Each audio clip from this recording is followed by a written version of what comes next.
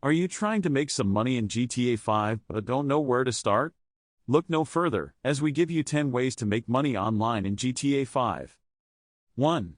Participate in heists. Work with a team and carry out successful heists to earn big money. 2.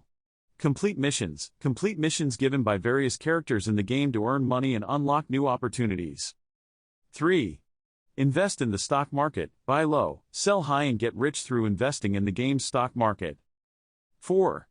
Participate in races and death matches. Participate in races and death matches to earn money and unlock new opportunities. 5. Participate in VIP work and challenges. Complete VIP work and challenges to earn money and unlock new opportunities. 6. Participate in business battles. Compete in business battles and steal supplies to turn a profit. 7. Become a CEO or MC president. Invest in and manage your own criminal organization to earn big money. 8. Participate in smugglers' runs. Use your aircraft to complete various missions and earn money. 9. Sell stolen vehicles. Steal and sell vehicles to earn quick cash. 10. Participate in nightclub management. Manage your own nightclub to earn money and unlock new opportunities. So there you have it, 10 ways to make money online in GTA 5.